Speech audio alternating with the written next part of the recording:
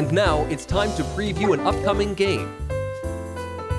Hello my friends, it's the Game Boy Geek here. Today we're going to be trying to run our own zoo. Yeah, we're going to be trying to put some animals into our own habitat, like spiders and giraffes and such. And also we're going to be trying to get different employees to help us out in our zoo and build buildings that will help us out as well. We're going to be feeding our animals, trying to keep the viruses off them. We're going to keep the trash low. We're trying to really do well with our zoo, and the best one's going to be the winner of this. This is a game called Zoophoria from JLS Games. It's out on Kickstarter right now, so this is a preview of this. We're going to take a look at how it's played, and then I'll see you on the other side. Here we have Zoophoria set up for 4 players. We have the board. We have some animals that will be able to get obtained during the round. We have some workers that you could place in your zoo. We have some different buildings, of course, and we have food and viruses and trash. Let's talk to you about how the game works. Let's look at our own habitat that we start with. At the beginning of the game, everybody starts with 5 animals in their habitat. They also start with 3 starting employees. And there's actually a 4th slot that you can have as an employee or a builder as the game goes on. But this is sort of a starting hand always. You get the same 3 here, but you'll get 5 different animals in your habitat at the beginning of each game. We see here we start with a groundskeeper, a keeper, and a veterinarian, and they'll do certain things through the round that I'll talk about later. The objective in Zoophoria is to have the most visitors to your zoo, and we're going to do this in over a week time. So the game gets played over 7 rounds, 1 for each day. At the end of Sunday, whoever is going to have the most visitors over the total of the week is going to be the winner. And each of those days or rounds is played over 5 phases. The first phase is sort of setting up, which we've already done here in the first round. And the second phase, we then roll for the food, the viruses, and the trash. Now over here, so we've rolled here, we have a 3, a 2, and a 3. This is going to tell us how much food we can take. This is going to tell us how many viruses are going to come out, and this is going to tell us about the trash. And that gets randomly rolled at the beginning of every phase 2. We'll talk more about that in detail in just a minute. Now this is a prototype here, so these are not the final parts, but here's the pawns for us right now. Each player has his pawn start at 0, and they're going to track around the board. And each player gets 3 pawns to put out in a sort of worker placement style to grab certain actions and cards on their turn. So let's talk about making daily selections, which is the 3rd phase. So in clockwise order, starting with the start player, each person is going to place 1 pawn. There's a bunch of different areas that you can go. One of the areas is you can claim an animal card. You can place it on anywhere that nobody else is. You can only go in spots where other people have not gone. So in the animal cards, I could have placed one there and gotten the elephant. Now if we take a close look at the elephant, the 3 main things that you want to look at is visitors. This will have 3 visitors if he is fed well and not sick at the end of the round. This tells us how much food he needs. He needs 3. And this tells us how much viruses he can withstand without getting ill that round, which is 2. And there's other things that tells you where he comes from. So that's like Africa. This tells you he's a mammal. This tells you he's warm climate. This is a mated pair, which means if you can get a second mated elephant, they can have a baby, and you can fit more people in your habitat. And this says endangered. And all those like logo icons are clearly spelled out in the rules. It tells you all the different things, and some of them interact with each other in different parts of the game. Also, there's some animals that have special actions, like the ones with the yellow here, where this says can only be taken Monday through Thursday, discard Friday unless you have a cold weather keeper. Or this one, breaks ties for largest set at end of game. So some of these animals have a special ability. Another place you can play is on one of the employees. So you can pretty much claim a new employee. So maybe you want to claim the chef.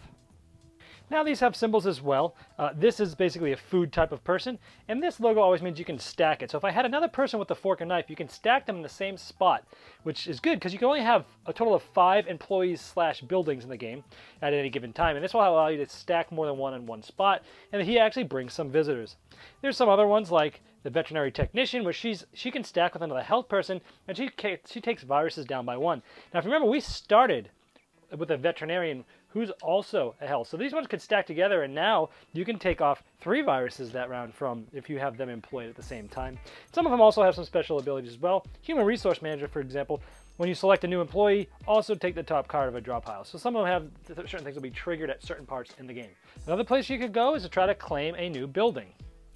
Now remember, you start with 3 employees, and this area here, that's how you start with, can hold up to 4 cards. They can be any mix of employees or buildings. Now in this case, it's a trash can. It can be stacked with other buildings that have the broom on it, and it will take off 1 trash. Or for example, this one is a ticket booth, and it brings more people, and it can be stacked with other cards that have the ticket booth, and that's how the buildings work. You can also just get straight points here. This is the main attraction. Essentially, if you go here first, you'd get 2 extra visitors that round. And if you go here, you'd get 1 extra visitor that round. Someone could go here and be first player for next round. The other spots are the food, the virus, and the trash. For example, for the viruses, if the first person that goes here will get -2 from this die, so in this case it'd be no viruses for that player. And if a next player went there, it would be -1, so it'd be 2 -1. There'd only be 1 viruses coming out that turn. Same for trash, it'd be -2 or -1, whoever goes there first or second, subtracted by the die. And the last place over here is just basically getting food. Now you have to go here to get food, and you'll get food in the amount of what that die is for the round, in addition to any of the food that your buildings and or employees may get you.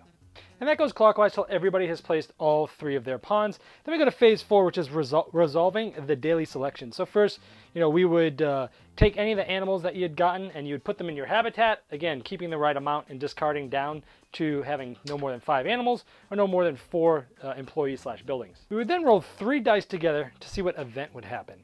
So here we have 8. And 8 here shows trash +2 to the die. So essentially in this case, we're going to have 2 more trash than the die. And in this round, there was a 3, so now everyone's going to have to take 5 trash. There's all different things that can happen randomly depending on what might happen during the event there. And then finally in this phase, we'd give the points out for the main attraction and give the first player marker to the first person. And then we'd move on to stage 5, which is habitat maintenance. First, you'd collect food in this phase. In this case, there'd be 3 from that die, plus any from your workers or buildings. And this person gives me 3 food. So I get a total of 6 food that I would take to put on my animals in my habitat. So this one requires 1, 2, 2, 2, and 2, and I only have 6.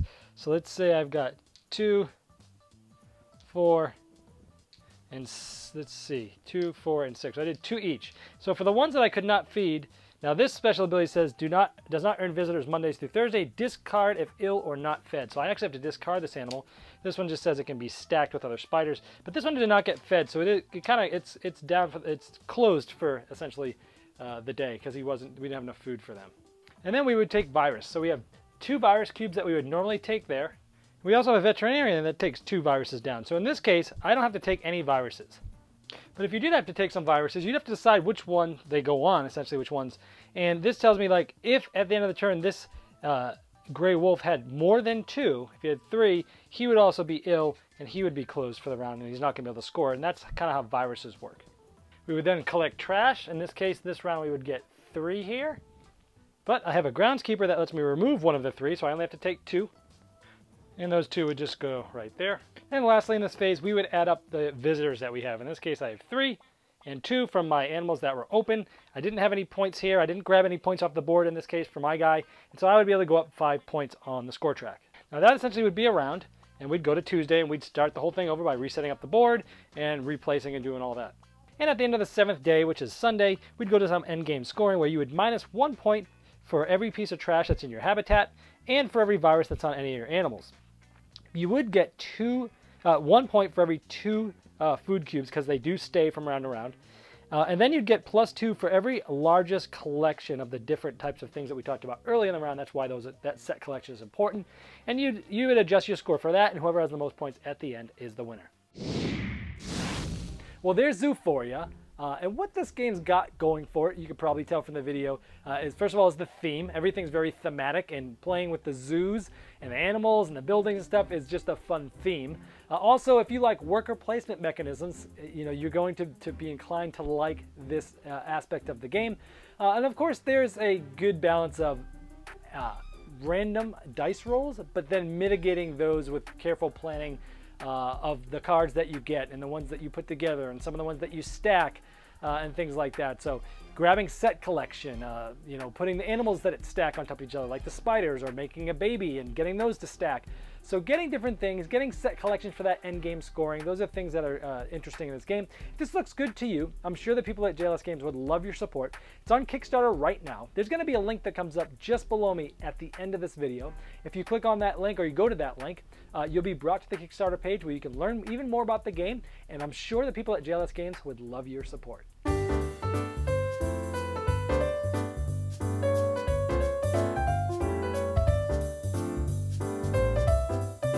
Thanks for watching our review today.